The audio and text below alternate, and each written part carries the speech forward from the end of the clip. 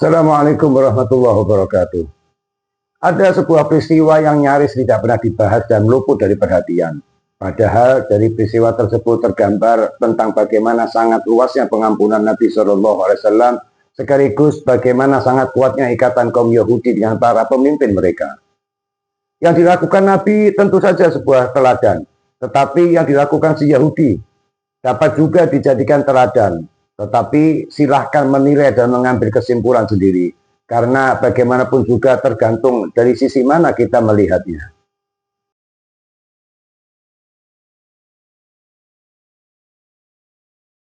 Nabi SAW dan umat Islam baru saja lepas dari ancaman penyerbuan kaum Quraisy yang hampir sebulan mengepung kota Madinah.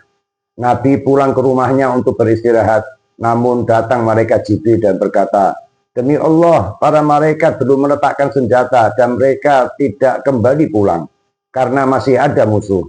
Muhammad, sesungguhnya Allah memerintahkanmu untuk berangkat ke Bani Quraidah. Sungguh, saya juga akan ke sana dan akan mengguncangkan mereka."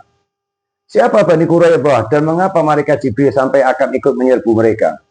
Bani Quraidah adalah salah satu suku Yahudi yang tinggal di pinggiran Madinah. Mereka memiliki perjanjian damai dengan umat Islam, namun berkali-kali berkhianat.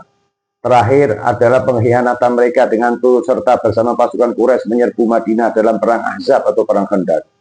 Saat itu umat Islam berada dalam kondisi yang sangat sulit. Dari luar datang 10.000 pasukan yang akan menyerbu Madinah, sedang dari dalam harus menghadapi Bani Quraidah karena mereka berkhianat turut bergabung dengan pasukan musuh. Pengkhianatan inilah yang menjadi pemicu hingga Nabi SAW harus mengambil keputusan yang sangat tegas. Walaupun kondisi Nabi dan umat Islam sangat lelah karena hampir sebulan harus terus-menerus berjaga mengantisipasi serangan musuh, namun perintah telah dititahkan. Kedatangan Jibril di siang hari. Tak lama kemudian Nabi membuat pengumuman yang tak kalah tegas dengan pernyataan Jibril.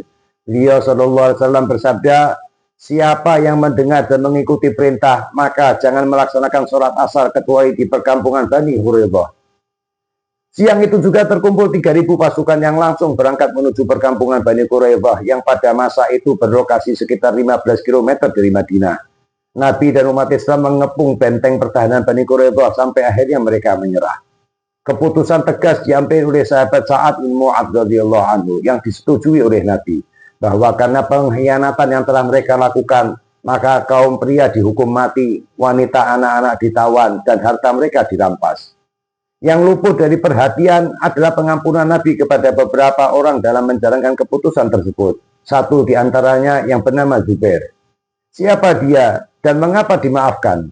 Di masa jahiliyah, Zubair bin Batok yang berasal dari Yahudi Bani Quraidah memiliki jasa kepada Thabit bin Qais, salah seorang sahabat dari kalangan Ansor.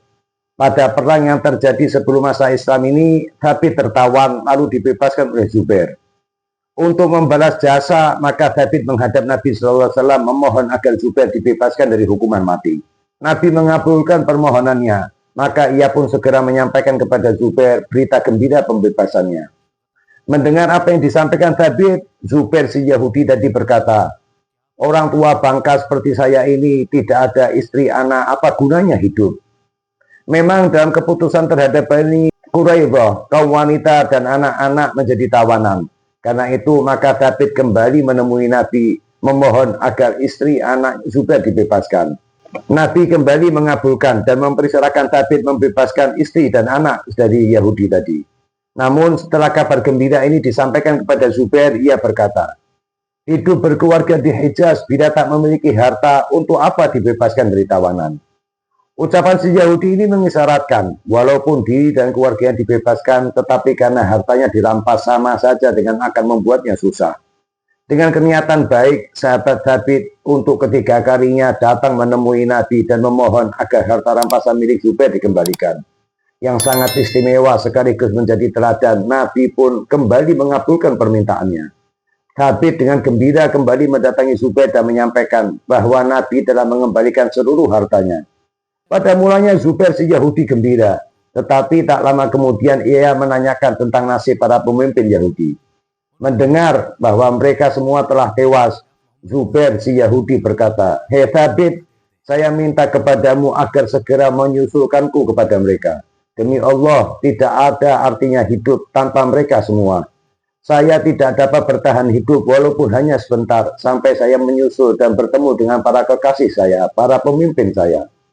Zubair si Yahudi telah dibebaskan dari hukuman mati. Istri anaknya dibebaskan dari tawanan, hartanya dikembalikan. Namun ia memilih mati ketimbang hidup tanpa para pemimpin yang dicintainya.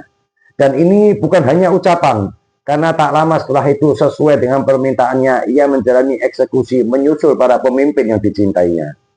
Pemberian maaf dan ampunan Nabi SAW hingga 3 kali jelas sebagai suatu keelokan akhlak beliau yang sekaligus sebagai teladan. Sedang apa yang terjadi pada Zubair si Yahudi tergantung dari sudut mana kita memandangnya. Yang jelas, kesetiaan dan kecintaannya kepada para pemimpin termasuk perilaku yang bagus dan dianjurkan dalam ajaran Islam. Karena itu, apa yang terjadi pada Zubair si Yahudi kembali dan terserah kita memandangnya. Sebuah keteladanan atau contoh kesetiaan pada pemimpin atau sekedar peristiwa yang pernah terjadi. Demikian kisah yang pernah terjadi pada masa Rasulullah SAW yang luput dari perhatian kita. Wallahu a'lam. Wassalamualaikum warahmatullahi wabarakatuh.